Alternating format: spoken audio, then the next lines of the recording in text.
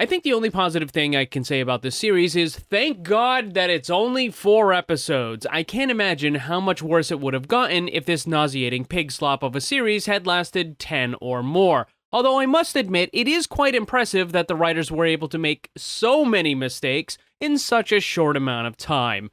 The Witcher Blood Origin is bad. Episode 4.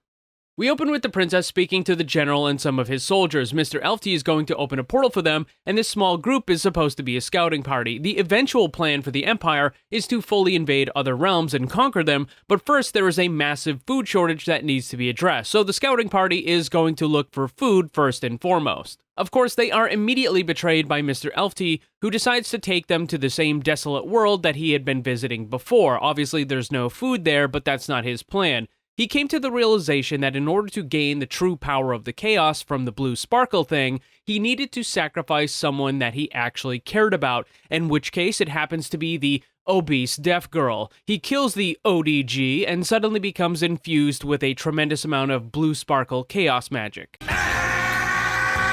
Then Mr. Elfty looks over to the general and he says, "I gave you everything you wanted and you still betrayed me," which I talked about in my previous video, where I pointed out that all of these characters have a very twisted sense of loyalty. After all, Mr. Elfty was fully planning on betraying the princess and the general, and yet, once again, here he is pretending to be a victim. Now we'll build a projection machine. Of these 3 people in the group, the general, the princess, and Mr. Elfty, all 3 of them hated each other. All 3 of them planned on betraying the other ones in the group at some point or another. It's very strange that each of them all claim to be a victim while at the same time plotting against the other members. However, instead of killing the general and his men, Mr. Elfty uses his new blue sparkly magic powers to open another portal, and this time it behaves like a vacuum, pulling the general and his men through it. Later on, at the end of the episode, we're going to see what happens to the general, and for fans of The Witcher, prepare to be even more disappointed than you already are. No!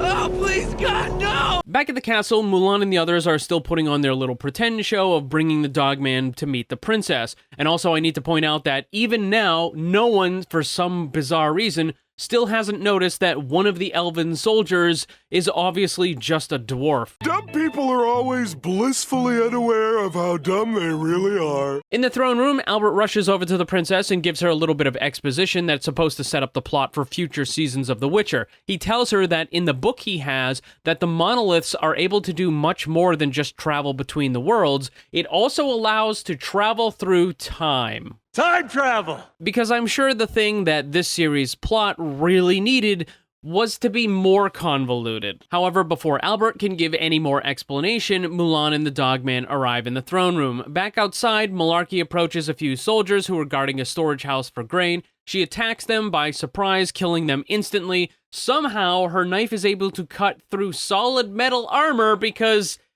why not, I guess.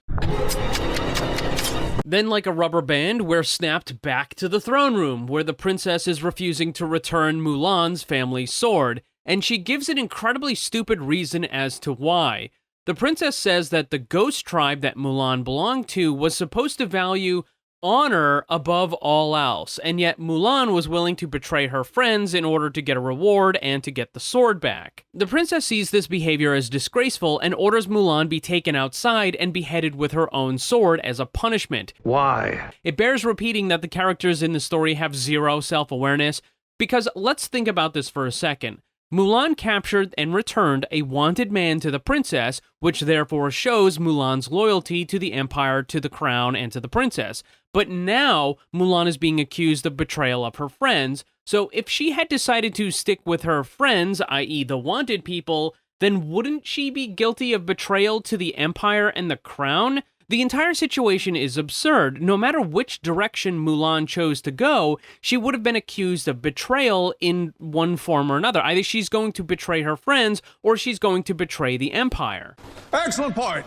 Mulan doesn't even try to bring up this argument, she just kind of yells a little bit, but the entire thing gets even dumber when you realize that the only reason why the princess is now in charge of the Empire is because she betrayed her brother and had him murdered. None of this makes any fucking sense at all. The buffoonery is endless. Back outside again, Malarkey tries to convince a large crowd to start plundering all of the grain stores. Now, these are supposed to be very poor, very hungry people, and while this might initially seem like a good idea to give all of the food to them, it's actually quite idiotic, and it would lead to even more starvation. Rather than having the food stores distributed evenly so that they would last through shortages, which was a common thing that would occur in winter when food was scarce, what they're going to try to do in this episode is just have all the poor people go in, raid the food stores, take all of it, and begin gorging themselves on as much as they possibly can get. And once it's all gone, well, then the starvation will be even worse. You don't have a better bad idea than this? This is the best bad idea we have, sir. However, none of that even matters because when they open the doors to the storeroom, it's completely empty inside. Now, I've pointed out that the writers on the show have ripped off other content, movies, TV shows, and that sort of thing several times in the past, and they're actually going to end up ripping off Game of Thrones a few times in this episode. This is one of the examples. Remember when they were in the city of Karth and Daenerys went to go and open that big vault that was supposed to have all of the money and everything inside, and when they opened it, it just turned out to be completely empty?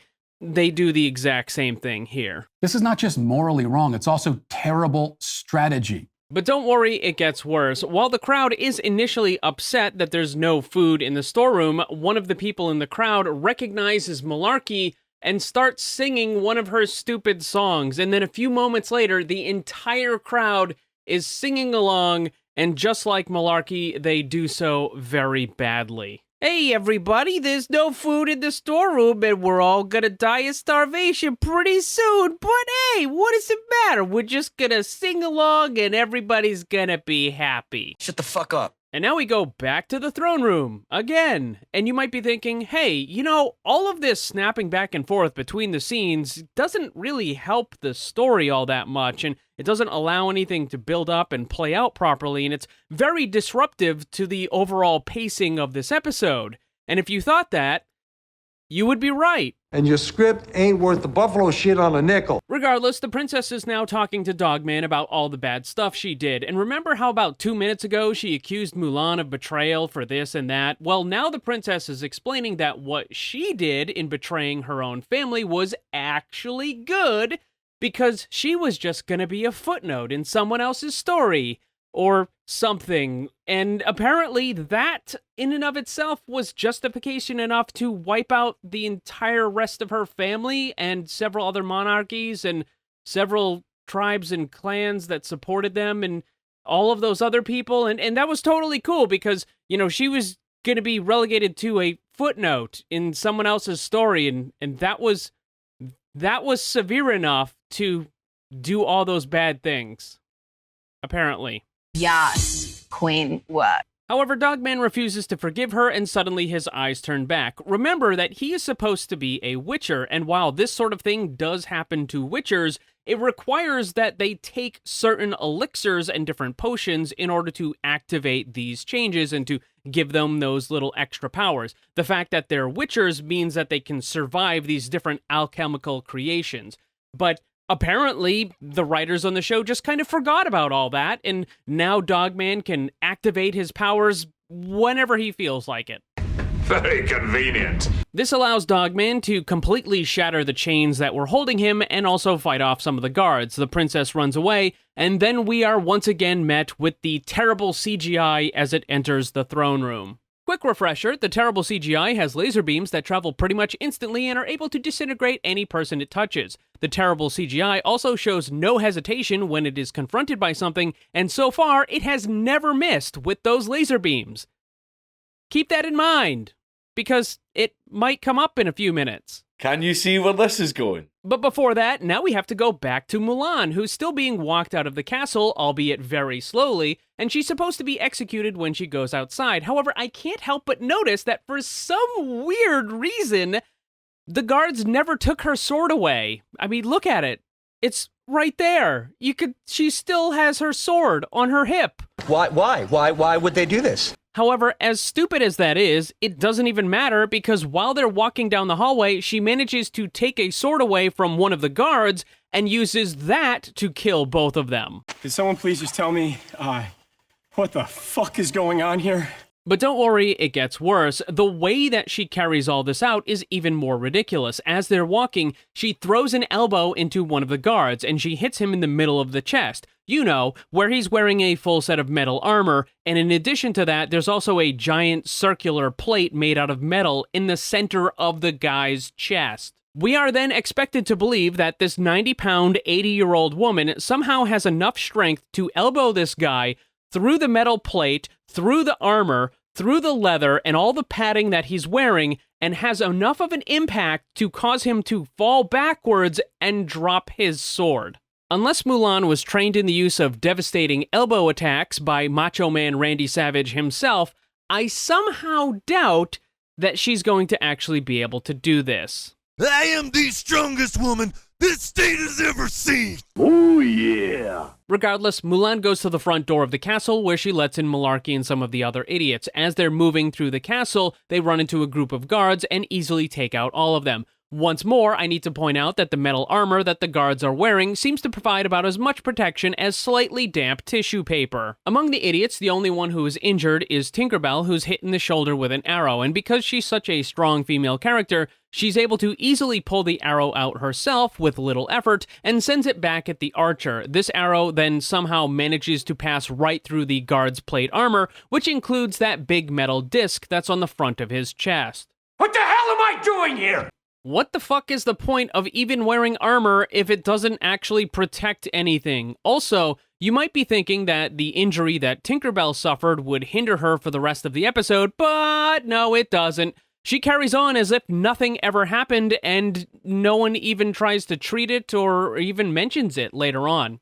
Just a flesh wound. But the stupidity of this scene isn't over yet, because we still have room for something else, and that would be double standards. After the fight is over, Brother Dumbass is hunched over trying to catch his breath. Tinkerbell walks up behind him and slaps him on the ass, saying something to the effect of, "Come on, big guy, we've got more to do." That's no excuse. Sexism in any context is never appropriate. This in and of itself is nothing bad. It's just a few people who have survived the fight and now they're showing some camaraderie. Where it gets stupid is the very obvious double standard. They allow the woman to slap the guy on his ass, but they would never, ever allow it to be the reverse. If it did, then they would be screaming to the high heavens about sexism and misogyny and all the other stupid nonsense. They would never allow it. But they think that this is perfectly okay. And again, by itself, it's not, but the fact that they only allow it one way and not the other is the problem. And it is important that we point out these double standards to show how sexist these woke weirdo writers actually are. Meanwhile, the princess has escaped back to her bedroom where she's suddenly met by Malarkey. For the next few minutes, we get nauseating dialogue from two strong woman girl bosses.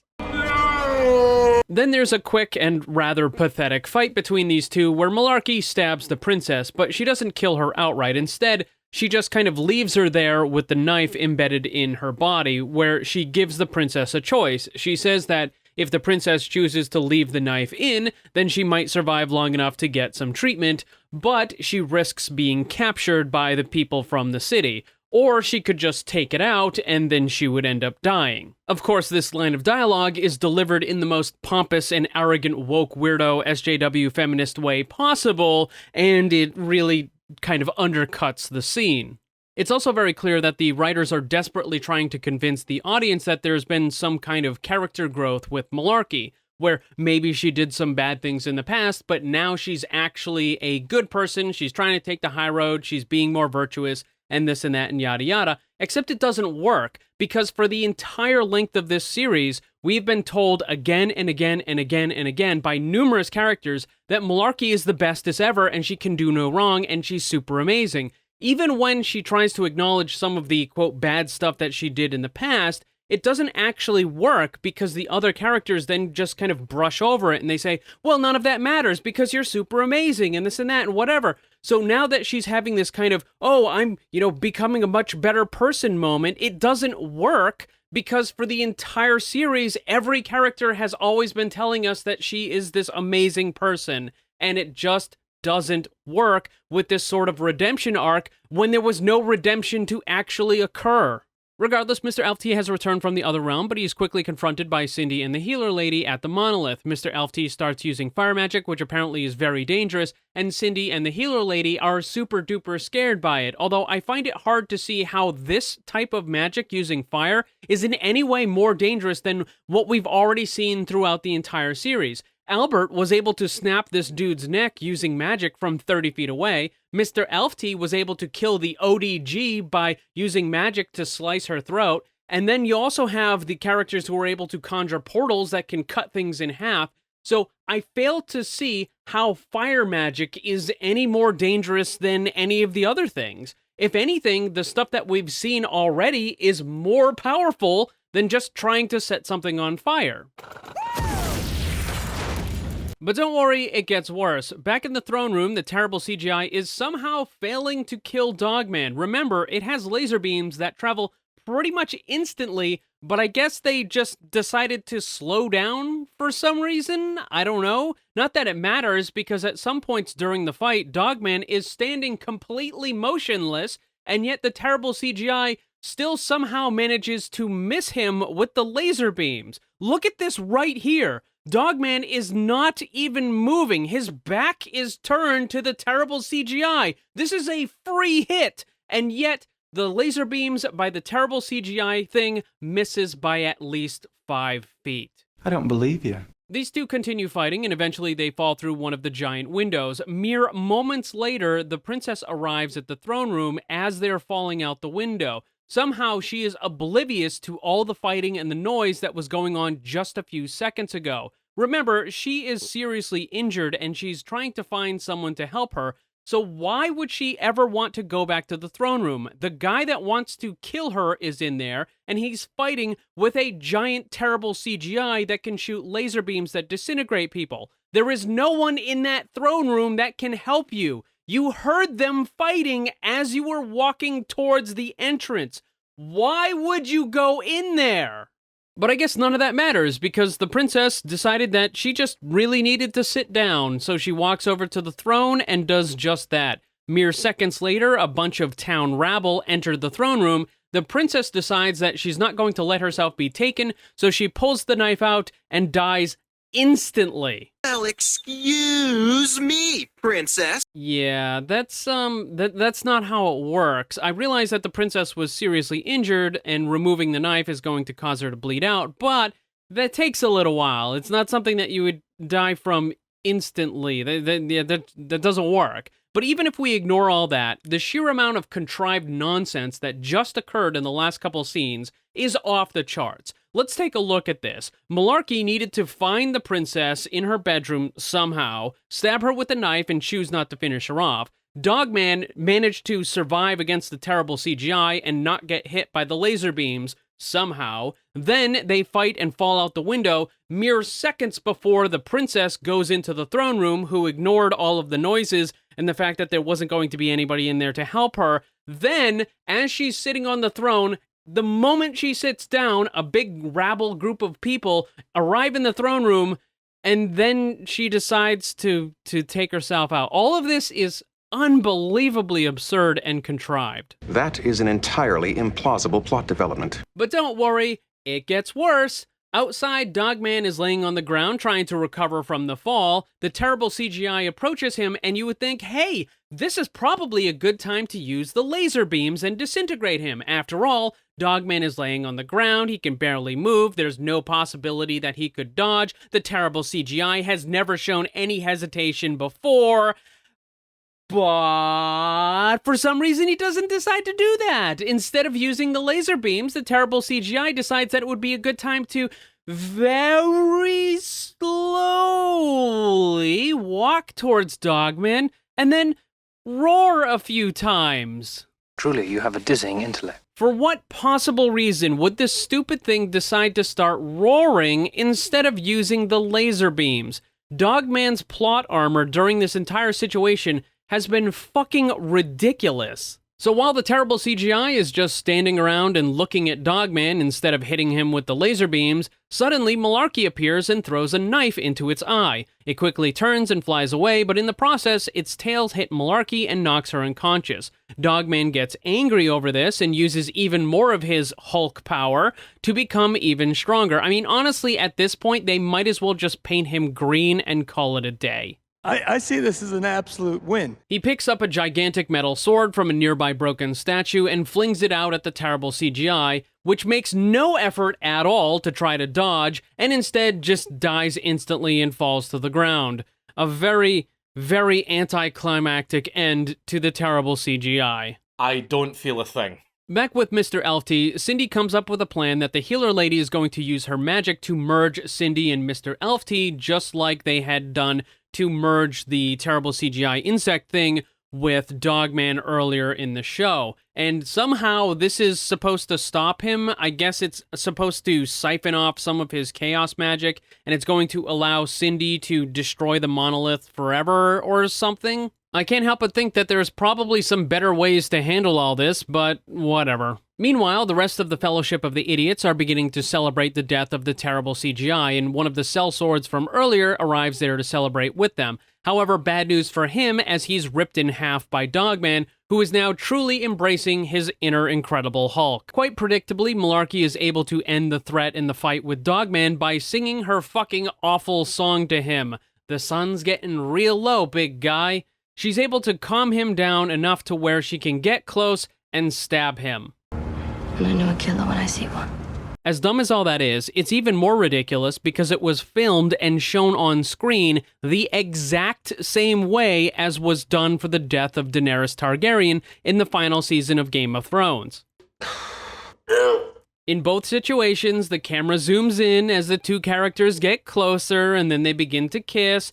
And then, oh no, something bad happened. The camera zooms out a little bit and you see that Malarkey has stabbed Dogman, again the same way that Jon took out Dany. I realize that this series is absolute fucking garbage, but I gotta say, stealing one of the worst scenes from one of the worst seasons, from one of the worst endings of one of the worst shows ever made, probably not a good idea. Nobody ever wanted to see that shit. Back with Cindy, he's able to siphon off enough power from Mr. Elfty that he's able to destroy the main monolith. However, in doing so, he effectively destroys every single realm in the universe and also causes untold amounts of suffering to every person in it. Did it, Patrick! We saved the city! This entire event is known as the Conjunction of Spheres, when all of the different realms merge together. And if you can guess that slamming a whole bunch of planets into one another is probably not going to end in a good time, you would be right. With the battle over and the monoliths destroyed, we get a quick montage of what's been happening to the main characters after all of this transpired. A bunch of the characters, they just look kind of sad and no one cares.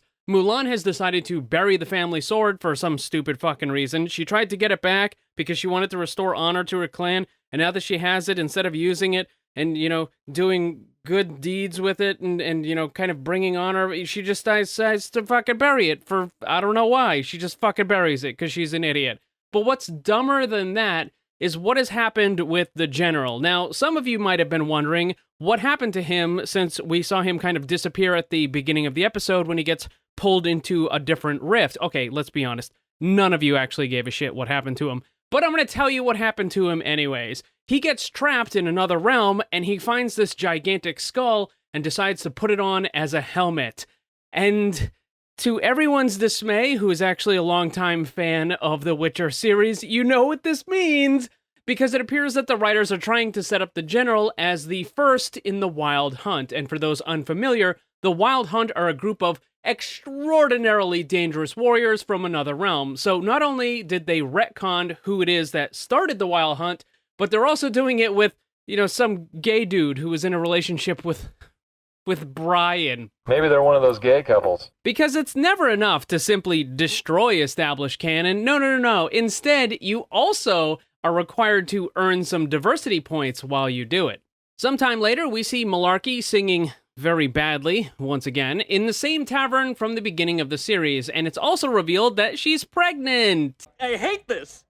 It is revolting. This is obviously implied to be Dogman's child. The two of them had slept together twice. Once the night before he took the elixir, and then once after he took it. It should be noted that this elixir that transforms someone into a Witcher also makes that guy completely sterile, which means that the Dogman was able to get Malarkey pregnant with just that one night beforehand. Maybe if you'd done your job better, it would have. Now, it's entirely possible that this dude is running some seriously strong baby-making juice, but I have to wonder, if that's the case, how come he never got the princess pregnant when they had been sleeping together for years? And what's even dumber about this is the whole reason why the princess wanted Dogman to be captured alive is because she wanted to make a baby with him, and yet they were sleeping together for years, and it never happened, and he just has a one night with Malarkey, and she gets okay, whatever. And speaking of stupid babies, the weird girl at the tavern agrees to give one of her prophecies for Malarkey's baby, which is just as blunt as stupid as the previous one. Basically,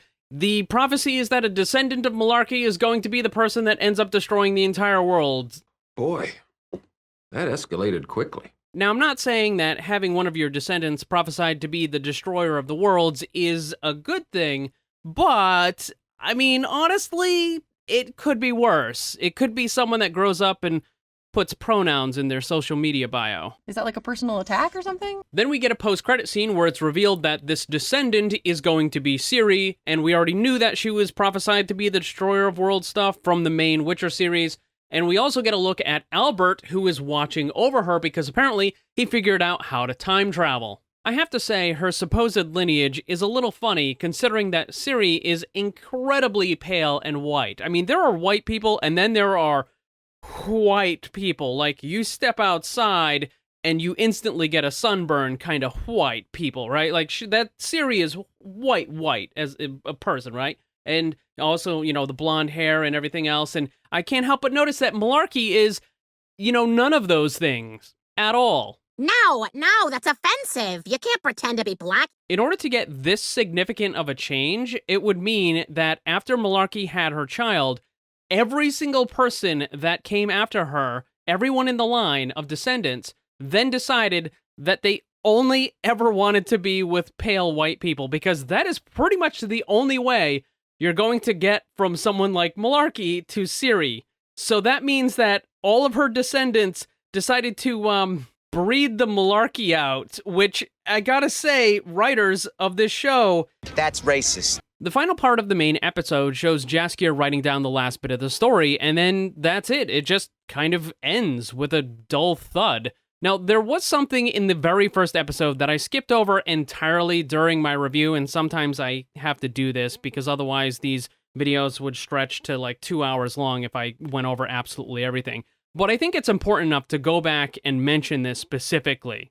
In the very beginning of that first episode, when Jaskier is taken away by the elf lady, she says that she needs him to write down the story and share it with everyone. She says that it's about a group of heroes who go on an adventure, and Jaskier kind of scoffs at it. And he says, oh, this is something that we've seen 1,000,000 times before. It's nothing special. It's just, you know, it's run-of-the-mill.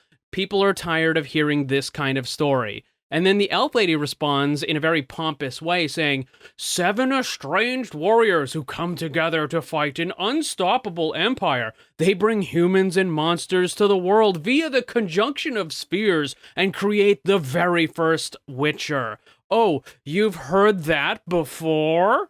That sounds extremely egotistical and cringe. And then Jaskier pretends to be completely shocked, and he's amazed, and he's going on about, oh, this is going to be the best story ever, and it needs to be told, and it's so amazing, and it's incredible, and I can't wait to hear it, and I'm going to tell everybody, it's amazing. And the whole point of this was essentially the writers trying to preemptively catch all of the naysayers on this series, basically saying that, oh, look, this series is going to be amazing, and if you don't like it, then you're just an idiot. Because the goal of this scene is not to convince Jaskier, the character, that the tale is worth hearing.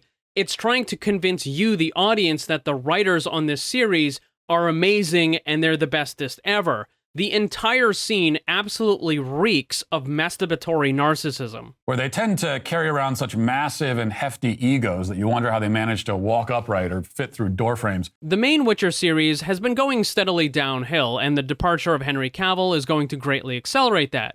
But with this show, in only 4 episodes, it has likely destroyed any possibility of the main Witcher series returning to any form of glory. The sheer amount of contempt and disrespect by the writers on this show towards the source material has done damage beyond repair to the series. I do feel some sympathy for longtime fans of The Witcher like Henry Cavill, who were betrayed by woke morons more interested in pushing their stupid agendas than telling faithful stories.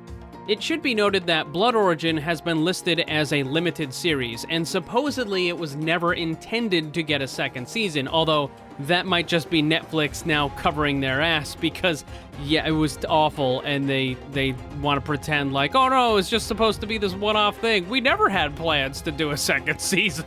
It had nothing to do with the complete and total failure. We never planned on a second season. At least I hope it doesn't get a second season because it definitely doesn't deserve it. But then again, if something like She-Hulk is able to get a second season, then who knows?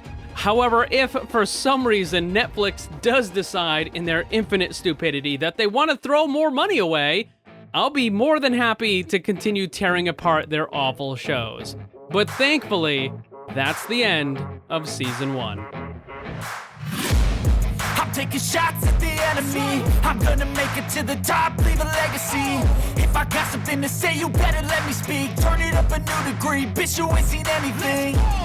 I pop off with the new rock, electronic, blow the sonic roof up. I'm too honest when I take a few shots. They're too toxic, need to